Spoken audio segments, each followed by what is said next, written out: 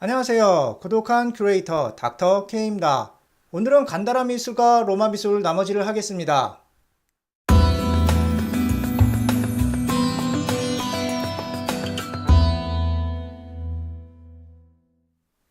먼저 간다라 미술을 살펴보고 가겠는데요. 간다라 미술은 기원전 2세기에서 기원 후 5세기 그리스와 로마의 영향을 받은 간다라 지방의 불교 미술 양식입니다. 당시 그리스와 로마가 헬레니즘 시기여서 흔히 헬레니즘 미술의 영향을 받았다고도 하죠. 지도를 보시면 여기 빨간 점이 하나 있을 겁니다. 여기가 간다라 지방이고요. 하지만 여기에만 국한된 게 아니라 여기 아프가니스탄하고 파키스탄 지역을 걸쳐 있는 한 요쯤의 지역, 여기 전체적으로 간다라 미술의 영향권이라고 보시면 되겠습니다. 자, 여기 왼쪽에 보이는 그림은요. 간다라 초기 양식인데요. 일단 시기를 확인해 보면은 2세기경입니다. 그리고 여기 사진 속의 내용은요. 출가를 하려고 하는 석가모니 부처님의 모습입니다. 지금 궁을 나서고 있는 거죠. 사진을 보면은 인물들이 하나같이 조그맣고 아기자기합니다. 간다라 초기 양식의 특징인데요. 그리고 여기 요 사람 얼굴을 보고 요 사람 얼굴을 보고 심지어 부처님 얼굴을 봐도 다 비슷하게 생겼습니다. 저 얼굴에 개성이 없다 이거죠. 여기 눈들을 한번 보세요. 눈들을 이렇게 눈을 한번 보시면요. 눈이 좀 어떻습니까? 여기 이렇게 눈을 보세요. 눈들이 초점이 없이 멍한 모습인데 이거 보니까 혹시 생각나지 않습니까? 예전에 그리스 조각상들 할 때도 하나같이 눈이 멍한 모습이었잖아요. 그죠? 붕 떠 있는 모습이었는데 그 모습을 닮아 있어요. 그리고 여기 얼굴들을 보시면요. 부처님은 인도 사람이잖아요. 그죠? 근데 인도 사람, 동양 사람임에도 불구하고 이게 인도 사람의 얼굴인지 혹은 서양 사람의 얼굴인지 잘 알 수가 없다 이겁니다. 이때는 막 인도 지역에서 이런 헬레니즘 미술의 영향을 막 받았기 때문에 아무래도 자신들만의 독자적인 개성이 드러나지 않았다 이거죠. 자, 이건 좀 더 발전된 간다라 양식인데요. 시기를 보세요. 시기가 4에서 5세기경이죠. 뭐 대략 보니까 200에서 300년 정도가 흐른 것 같은데요. 이 정도 세월이 흐르고 나서는 이제 양식이 좀 변화하게 됩니다. 예전과는 달리 이제는 인도 사람들의 정체성이 어느 정도 들어간 그런 양식의 미술이 생기게 된다 이거죠. 즉 헬레니즘 양식에다가 인도 고유의 어떤 무언가가 합쳐지는 겁니다. 여기 눈썹을 보시면요. 눈이 이렇게 어떻게 되어 있습니까? 활 모양처럼 휘어져 있죠. 그리고 여기 눈을 보시면요. 보통 서양 사람들이 이거 동양인이 듣기엔 기분 나쁜 말인데 양옆으로 찢어진 눈이라고 하잖아요. 그것처럼 여기 눈 모양이 이렇게 좀 약간 찢어진 것 같은 그런 모습의 눈 모양이 되어 있습니다. 아까하고는 틀리죠. 아까는 눈이 멍하게 생긴 그리스 조각상 같은 눈이었잖아요. 하지만 이제는 동양인의 눈 모양이 갖춰져 있다 이겁니다. 자, 여기 한번 비교해 보세요. 여기에 눈 모양하고요. 그리고 여기에 나와 있는 이런 눈 모양들을 한번 보시기 바랍니다. 확실히 틀리지 않습니까? 많이 틀립니다. 자, 이렇게 변화됐다 이겁니다. 이게 초기 간다라 양식이 되겠고 이게 후기 간다라 양식이 되겠습니다. 자, 후기 간다라 양식을 하나 더 보겠습니다. 이쪽을 보시면요. 정말 잘생긴 부처님이 계십니다. 우리가 눈여겨봐야 될 부분은 바로 여기가 되겠습니다. 눈하고 눈썹을 보면요. 자, 어떻습니까? 눈썹이 활 모양으로 휘어져 있고 눈도 양옆으로 쭉 찢어진, 듣기에 좀 기분이 나쁜 말인데 그런 눈매를 하고 있습니다. 여기도 마찬가지잖아요. 여기 부처님도 눈하고 눈썹이 여기하고 비슷합니다. 이게 바로 후기 간다라 양식이 되겠습니다. 자, 여러분. 이 간다라 미술은요, 헬레니즘 미술의 영향을 받았다고 했잖아요. 여기 있는 게 헬레니즘의 조각상, 아폴론의 조각상인데요. 여기 눈을 보시면요, 이렇게 눈이 멍해 보이죠? 하지만 여기들은 그렇지 않습니다. 간다라 미술의 부처님들은 눈하고 눈썹이 서양의 그것과는 틀리다 이겁니다. 하지만 역시 많이 유사하죠? 여기 머리 모양하고 여기 머리 모양하고 여기 머리 모양을 보시면요. 뭔가 뽀글뽀글한 게 비슷하지 않습니까? 그리고 눈하고 눈썹은 틀리다고 하더라도 여기 콧대를 한번 보세요. 콧대가 그래도 높죠? 여기도 보면 동양인의 콧대라고 생각할 수가 없습니다. 여기도 마찬가지예요. 부처님의 콧대가 너무나 큽니다. 자, 그리고 여기 주름을 한번 보시고요. 주름 잡힌 거를 보시면은 잘 표현되어 있잖아요. 마찬가지로 여기 부처님의 옷주름도 보시면요. 예전에 우리 그리스 조각상 할 때 나와 있는 것처럼 그런 옷주름이 잘 나타나 있습니다. 유사하게 나타나 있죠. 바로 헬레니즘 미술의 영향을 받았기 때문에 이런 겁니다.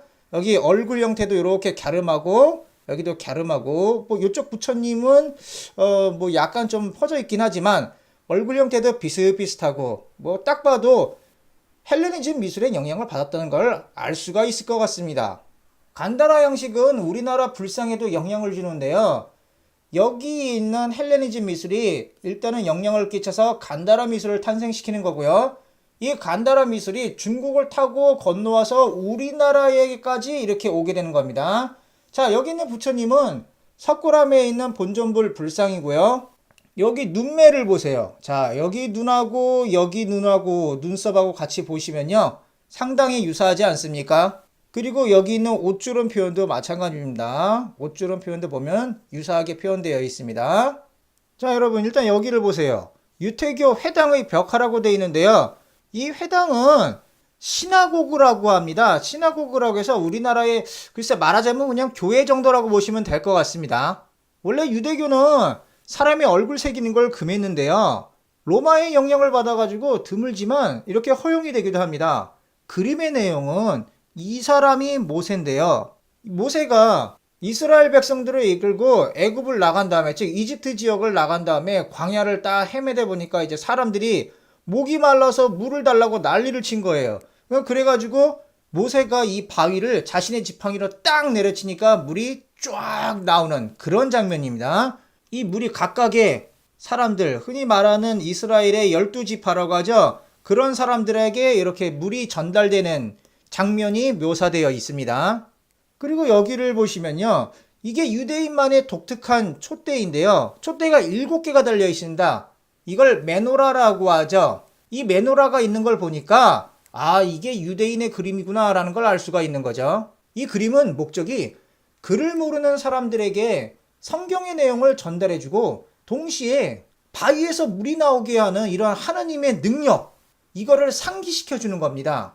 그림만으로 본다면 상당히 조잡한데요. 하지만 이건 그림의 실력은 상관없이 의미만 전달하고 하나님의 능력을 드러내기만 하면 되는 그런 그림이다 이거죠. 여길 보면 베드로와 사도 바울을 거느린 여기 예수님이 계십니다. 근데 우리가 알고 있는 그런 전형적인 수염이 달려있는 그런 모습의 예수님이 아니죠. 그리고 사도들도 그냥 일반적인 사도라기보다는 소크라테스나 플라톤 같은 그런 학자들의 모습을 갖추고 있습니다. 그리고 여기 기둥을 한번 보세요. 기둥을 보면요. 그리스의 코린트 양식하고 비스무리한 뭐 그런 기둥이 있지 않습니까? 즉 그리스식 기둥이 여기 묘사되어 있고요. 그리고 여기를 보시면요. 지금 누군가가 예수님의 발밑에서 받치고 있죠. 이 사람이 바로 아틀라스입니다. 아틀라스가 누구예요? 세상을 짊어지고 있는 사람이잖아요. 한 화면에 기독교와 그리스 미술 그리고 그리스 로마 신화가 한데 어우러져 있는 겁니다. 이건 로마의 기독교가 허용되고 기존 세력의 저항을 최소화하고자 이런 현상이 생기는 겁니다. 이건 구약 성경의 내용인데요. 다니엘서라고 있습니다. 거기에 한 부분이에요. 잠깐 설명드리자면은 당시 이스라엘 사람들이 바벨론의 포로로 잡혀 있었는데 바벨론 왕이 그때 당시에 느부갓네살이었습니다. 근데 이 양반이 음악이 울리면 자기의 모습을 한 조각상에다가 절을 하라고 했어요. 그런데 유대교나 기독교에선 신 빼고는 절을 할 수가 없잖아요. 그래서 선지자 다니엘의 3명의 친구들이 있는데 이 사람들이 이걸 거부합니다. 나 절 안 하겠다 이런 거예요. 그러니까 느부갓네살이 이 3명을 용광로에다 그냥 집어넣어버리고 불을 떼웁니다. 그럼 어떻게 돼요? 그냥 다 죽잖아요. 근데 하나님의 도움으로 불길이 맹렬해도 이 3사람은 무사해요. 그리고 용광로 안에서 찬양을 하고 있는 거죠. 지금 바로 그 모습입니다. 이게 양팔을 딱 벌리고 하나님을 찬양하고 있어요. 그리고 여기 딱 보니까 불길이 맹렬하게 타오르고 있죠. 자, 이 그림도요. 앞서 나온 모세 그림처럼 멋있게 그리려는 게 아니라 딱 봐도 조잡하잖아요. 그게 아니라 글을 모르는 사람들한테 성경의 내용을 전달하고 하나님의 능력을 상기시켜주는 게 목적이다 이겁니다. 이 시기는요. 400년경이라고 되어 있는데 로마 제국이 멸망을 앞두고 있는 겁니다. 그래서 쇠퇴의 길을 걷고 있었고 아무래도 분위기가 어수선하고 그러니까 미술도 쇠퇴하고 있었습니다. 여기 보시면 옷주름 같은 건 잘 표현되어 있어요. 근데 여기 얼굴을 보시면요. 이거 얼굴이 이게 크게 안 나와 있어가지고 어떻게 좀 설명하기가 좀 힘든데 우리가 알고 있는 기존의 그리스 조각상들하고 비교하면은 좀 뭔가 서툴고 약간은 좀 어설픈 지저분한 느낌이 납니다. 같이 비교해서 미술적인 기교가 떨어진다는 느낌을 지울 수가 없어요. 즉 이렇게 미술 기교에 있어서 쇠퇴의 길을 걷고 있다라고 생각이 드는 건데 하지만 이제 곰브리치는 쇠퇴하는 게 아니라 새로 대두되는 기독교에 알맞은 새로운 미술을 받아들이는 과정이라고 합니다. 뭐 각도를 비틀어서 생각한다면은 그렇게 볼 수도 있을 것 같습니다. 자, 여러분 수고하셨습니다. 오늘은 여기까지 하고요. 괜찮으셨다면 댓글과 구독, 특히 댓글 좀 부탁드릴게요. 제 유튜브가 너무나 썰렁합니다.